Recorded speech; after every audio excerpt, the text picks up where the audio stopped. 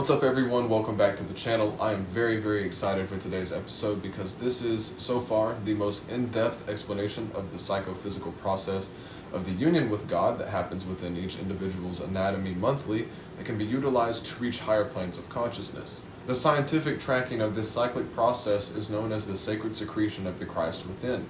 It is the doorway to voluntary mystical experience, psychophysical regeneration and health, as well as self-discovery in the very highest sense of the term.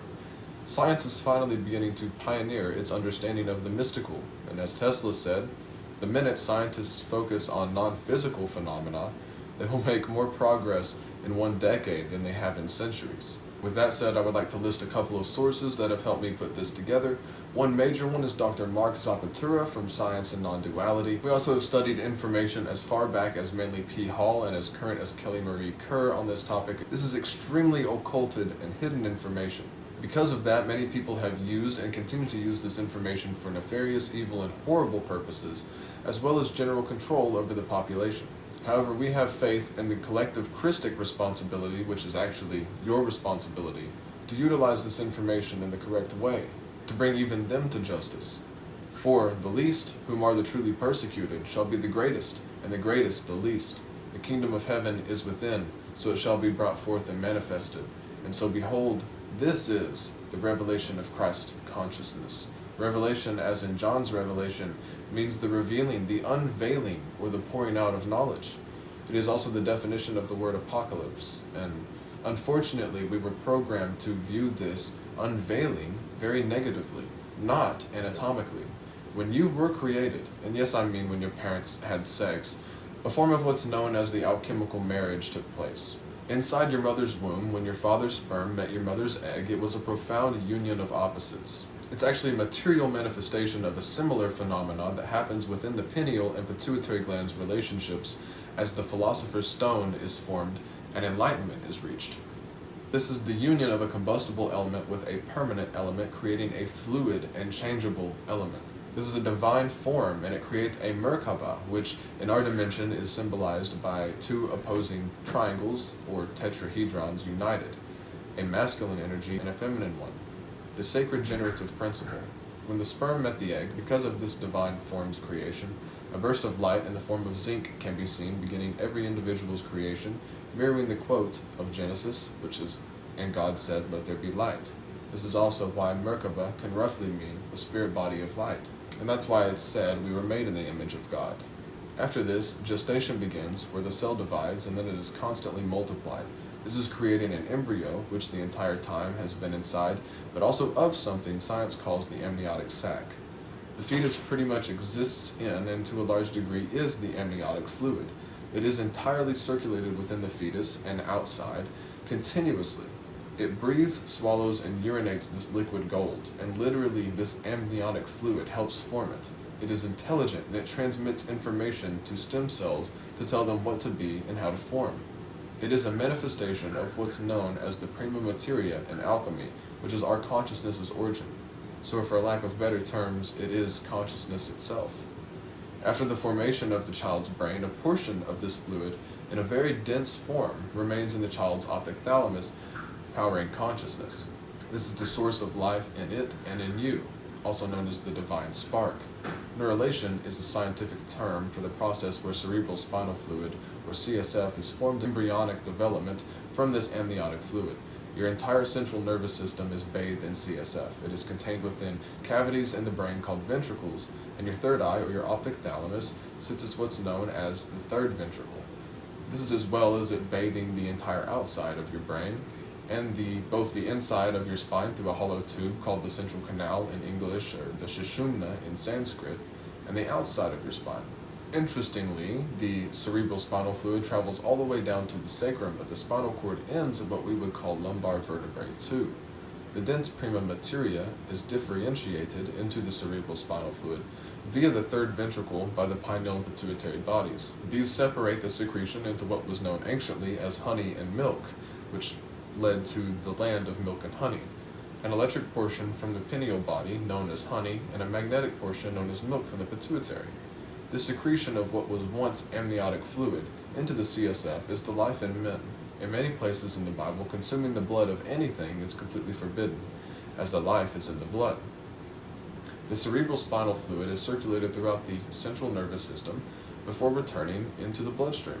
This as well as being constantly formed from the blood at the choroidal plexus. That is why it is said it is forbidden to eat or drink the blood, as it contains the sacred fluid of life and consciousness itself. Each individual has within them at any point in time roughly 150 milliliters of CSF, which turns over roughly 5 times a day, and that's almost an average Gatorade bottle. The level and/or amount of CSF in the individual is constant, meaning it stays in homeostasis. However, the prima materia can be used up, and pretty much everyone who has been alive has or will at some point use it all up. This is resulting in the death of their physical bodies. This process of inevitable decay occurs naturally and is perfectly normal.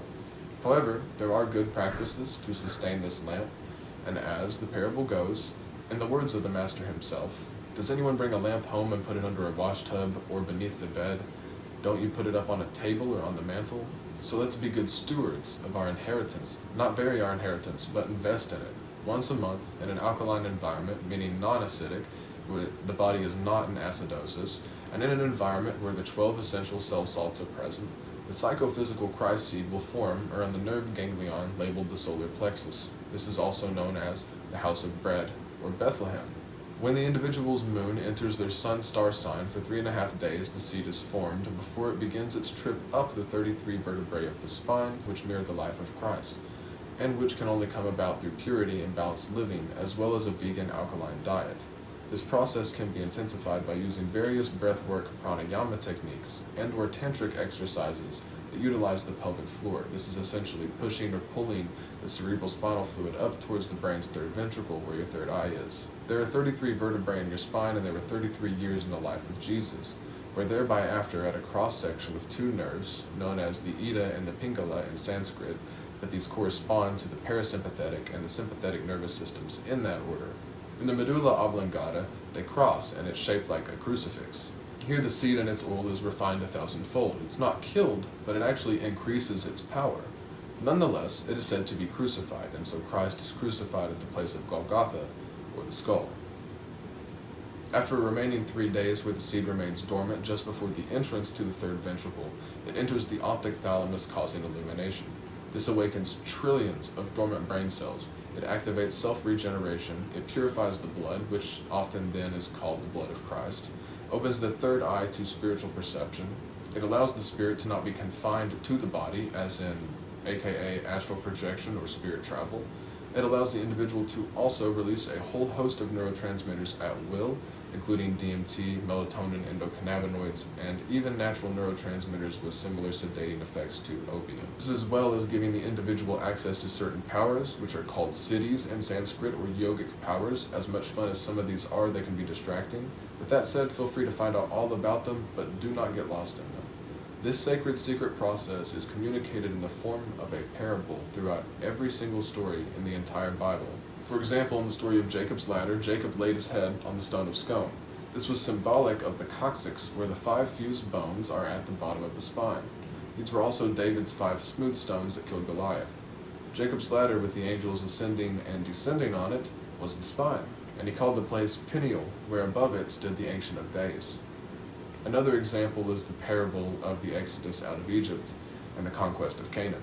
This is where, along the Jordan River, which symbolized the spinal column, was slowly climbed throughout the conquest to reach the Promised Land, or the land flowing with milk and honey. It was also the reason for Jonah's 3 days in the belly of the whale and Jonah's 3-day journey across the city of Nineveh. Both of the 3-day periods of the secretion are shown here, before their repentance or change of mind or heart, which is all deeply symbolic, and is found in every one of Jesus' parables, most noteworthy in the parables of the lampstands and the workers in the vineyard. It is the fire of purification from the Holy Spirit that was poured out onto all flesh, from Joel 2:28. This is very similar to the fire of Prometheus. In Islam, we can easily see their beautiful symbolic pilgrimage 7 times around the Kaaba is indicative of the 7 chakras, and the black Kaaba stone, which used to be white but somehow has been said to have turned black from the sins of the people, it's very clearly symbolic of the third eye. And it's the reason for their practice of tahara, or ritual purity. In Hinduism, this energy is known as the Kundalini Shakti, and its fulfillment of union with Shiva, or the crown, is called enlightenment, or samadhi.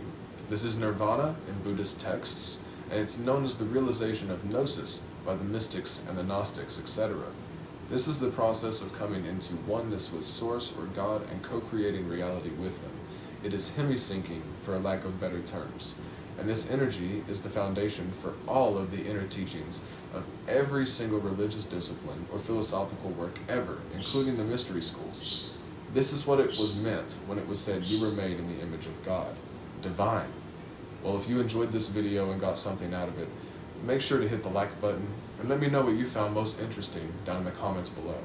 I'm happy you've made it this far in the video, and if you would like to find more content on the Sacred Secretion, you can check out my page and future uploads by subscribing, or any of my partners' pages who I have linked.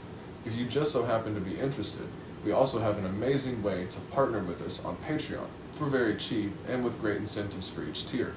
It really helps our page grow in quality and frequency of uploads, so if you want to check that out, you can find it at www.patreon.com/JohnTylerTuck, or you can just click one of the links on my channel. And with that, shalom, assalamu alaikum, and namaste. I had a friend tell me olive, as in olive, is a state of bliss. All of you, all of you, all of you. Have a great week, and I can't wait to see you in the next video. Blessed be.